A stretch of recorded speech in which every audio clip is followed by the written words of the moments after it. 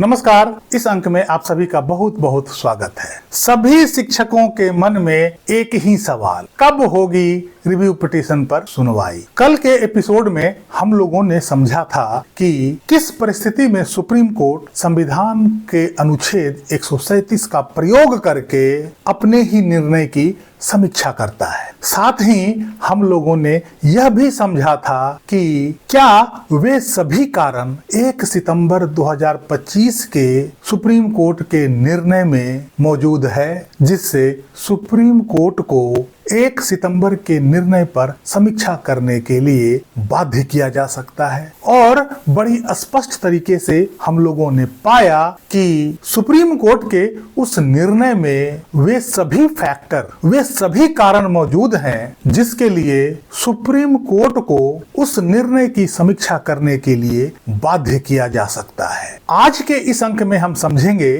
कि यदि उस निर्णय में समीक्षा या पुनर्विचार के लिए इतना बड़ा आधार मौजूद है तो फिर उसकी सुनवाई में इतनी देरी क्यों हो रही है। साथ ही यह भी समझेंगे कि किसी भी निर्णय में पुनर्विचार याचिका लगाने का विधिवत समय निर्णय से 30 दिनों तक का ही होता है। फिर भी अभी तक अर्थात उस निर्णय को दिए 7 महीना बीत जाने के बाद भी आखिर रिव्यू पिटीशन लगाने का क्यों परमिशन दिया जा रहा है, अभी तक उस पर सुनवाई क्यों नहीं हो पाई है, इसकी प्रक्रिया में इतनी देरी क्यों हो रही है। आज इसके कुछ मौलिक कारणों को जानने का कोशिश करेंगे। हो सकता है कि इसके अलावा भी और बहुत सारे कारण हों, लेकिन जो कुछ मौलिक कारण है उस पर आज हम चर्चा करेंगे। यह प्रश्न हर किसी के मन में उठ रहा होगा और बहुत सारे शिक्षक बंधुओं ने ऐसा प्रश्न पूछा भी है। इसी गुत्थी को आज समझने का प्रयास करेंगे। आप सभी से आग्रह है कि इस वीडियो को और इससे पिछला वीडियो को जो इसी से कनेक्टेड है उसे पूरा अवश्य देखिएगा। आपको बहुत सारे कानूनी पहलू, दांव पेच और बारीकियां समझ आ जाएगा। आप सभी को यह भी समझ आएगा कि आखिर किस आधार पर मैं इतना आत्मविश्वास के साथ यह कहता हूं कि आप सभी शिक्षक बंधुओं को न्याय अवश्य मिलेगा। जैसा कि आप सभी मुझसे पूछते रहते हैं कि आपका इतना आत्मविश्वास का क्या कारण है। पुनः आग्रह करता हूं कि मेरे इस चैनल को सब्सक्राइब करके मुझे अपना आशीर्वाद अवश्य प्रदान कीजिए। सुप्रीम कोर्ट देश की सर्वोच्च अदालत है, यह बात हम सबको पता है। इसे न्याय का बैकुंठ धाम भी कहा जाए तो कोई अतिशयोक्ति नहीं होगी। न्याय का यह अंतिम द्वार है, इससे ऊपर कोई द्वार नहीं है। न्याय के सभी धामों से सबसे बड़ा धाम है। यह बात जितना देश की जनता को पता है उतना ही न्याय के सबसे बड़े मंदिर में बैठे न्यायाधीशों को भी पता है। यदि न्याय के इस सबसे बड़े मंदिर में लोगों को न्याय नहीं मिलता है तो देश में हाहाकार मच सकता है। इसलिए न्यायपालिका में आज चाहे जितनी भी बुराइयां पैदा हो गया हो, आम लोगों को न्याय की उम्मीद यहीं से होती है। 1 सितंबर 2025 का सुप्रीम कोर्ट का निर्णय एक बड़ा निर्णय माना जाता है, जिसका सीधा प्रभाव देश के 25 लाख शिक्षकों के ऊपर पड़ता है। ऐसे में यह निर्णय न्याय नहीं बल्कि एक संकट बन गया है। सुप्रीम कोर्ट का सबसे प्रमुख काम है न्याय स्थापित करना। जब कोई निर्णय लोगों के लिए संकट बन जाए, लोगों को न्याय नहीं दे सके, तो उस निर्णय की समीक्षा आवश्यक होती है। इसलिए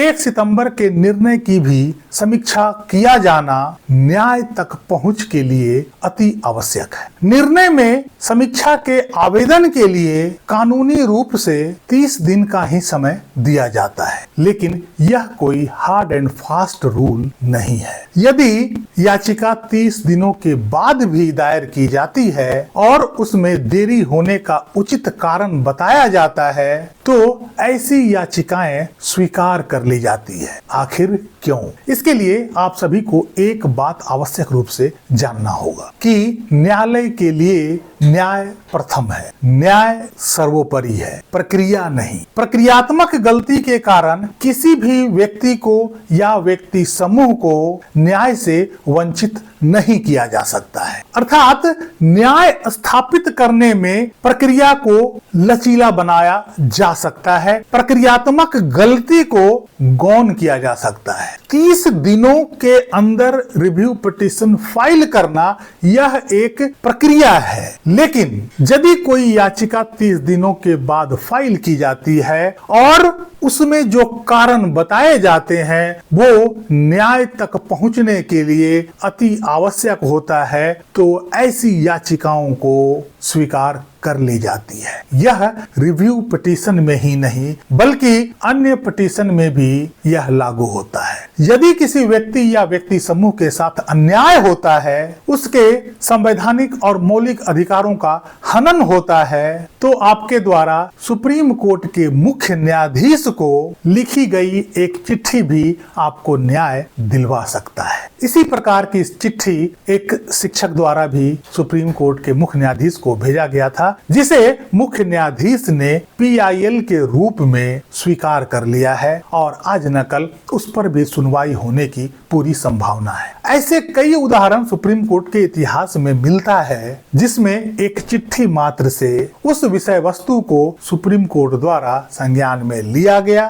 और उसमें राहत भी दिया गया। सुप्रीम कोर्ट ने ऐसा नहीं कहा कि इसके लिए जो प्रक्रिया सुप्रीम कोर्ट में है उस प्रक्रिया के अनुसार इसे फाइल किया जाए। अर्थात जहां न्याय स्टैब्लिश करना है, जहां न्याय का घोर उल्लंघन हो रहा है, ऐसे में प्रक्रिया अक्सर गौण हो जाया करती है। कहने का तात्पर्य यह है कि यदि कोई फैसला त्रुटिपूर्ण है तो उसे ठीक करना, उसमें न्याय स्थापित करना प्रक्रियात्मक देरी से ज्यादा महत्वपूर्ण होता है। यदि कोई निर्णय त्रुटिपूर्ण है और यह स्पष्ट रूप से निर्णय में झलकता है तो उस त्रुटि को दूर करके न्याय स्थापित करना महत्वपूर्ण है, चाहे इसके लिए अपनाए गए प्रक्रिया में कोई छोटी मोटी गलती क्यों ना हो, चाहे इसके लिए अर्जी लगाने में देरी ही क्यों ना हो गया हो। चूंकि न्याय स्थापित करना सुप्रीम कोर्ट का लक्ष्य है, इसलिए इसके प्रक्रिया को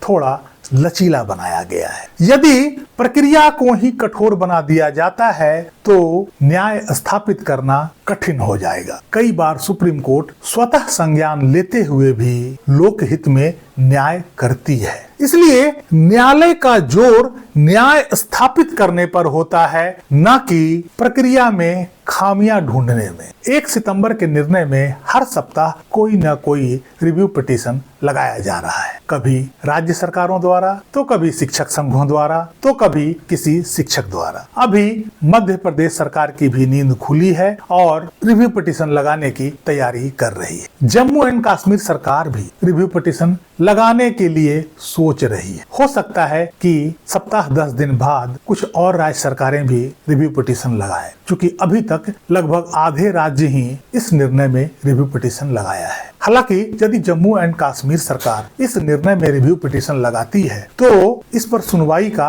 एक नया आधार जुड़ सकता है, क्योंकि जम्मू एंड कश्मीर में RTE एक्ट 2019 से लागू हुआ है और इन बातों का जिक्र इस निर्णय में बिल्कुल भी नहीं किया गया है। चूंकि इतने सारे रिव्यू पिटीशन लग चुके हैं और अभी तक लगाए जा रहे हैं, तो सुप्रीम कोर्ट हर रिव्यू पिटीशन को अलग अलग नहीं सुन सकता है। इस रिव्यू पिटीशन में सभी पक्षों को अपनी बात रखने का अवसर जरूर दिया जाएगा। इसके लिए सुप्रीम कोर्ट एक निश्चित समय तक इंतजार करती है, ताकि जितने भी इस निर्णय से पीड़ित पक्ष है सभी को सुनकर सही निर्णय तक पहुंचा जा सके। सबरीमाला विवाद में सालों बाद फिर से रिव्यू पिटीशन लगाया गया। पहले इस पर 5 जजों का फैसला आया, फिर इसी विवाद पर 7 जजों ने फैसला सुनाया और अब इस विवाद को 9 जजों की बेंच द्वारा सुना जा रहा है। चूंकि 1 सितंबर के निर्णय में टेट पास करने के लिए 2 साल का टाइम लिमिट दिया गया था, जो शिक्षकों में थोड़ी बेचैनी पैदा करती है और इसी कारण से वे सभी शिक्षक इस पर जल्द सुनवाई चाहते हैं। यदि उस निर्णय में टेट पास करने के लिए कोई समय का बंधन नहीं होता तो सुनवाई में हो रहे देरी शिक्षकों के लिए परेशानी का कारण नहीं बनता। कुछ लोगों ने इस रिव्यू पिटीशन पर जल्दी सुनवाई के लिए प्रयास भी किया, लेकिन वे असफल रहे। इसलिए सुप्रीम कोर्ट का अपना रूल्स एंड रेगुलेशंस है, उसी के आधार पर सब चलता है, केवल अर्जेंट मैटर को छोड़कर। राजस्थान एसआई परीक्षा के केस में या पवन खेड़ा के केस में निर्णय के अगले ही दिन रिव्यू लगा दिया गया था और उस पर सुनवाई भी हो गई थी, क्योंकि वहां मामला अर्जेंसी का था। उनके पास अर्जेंट सुनवाई के लिए पर्याप्त कारण मौजूद थे। वो कारण शिक्षकों के टेट केस में नहीं है। हमारे पास इंतजार करने के अलावा और कोई रास्ता नहीं है। वैसे इंतजार का फल मीठा होता है, ऐसा हमने सुना है। समय उतना महत्व नहीं रखता जितना कि न्याय। अभी 21 तारीख को सजल देव का मामला भी लिस्टेड है। देखते हैं कि सुप्रीम कोर्ट का उस पर क्या रुख रहता है। सभी शिक्षक बंधुओं को उचित समय पर न्याय मिल जाए, यही उम्मीद हम देश के सर्वोच्च न्यायालय से करते हैं। इस अंक में यहीं तक। कैसी लगी जानकारी कमेंट करके जरूर बताइएगा। वीडियो को लाइक कीजिएगा, चैनल को सब्सक्राइब कीजिएगा। मिलते हैं अगले अंक में, तब तक के लिए जय हिंद, वंदे मातरम।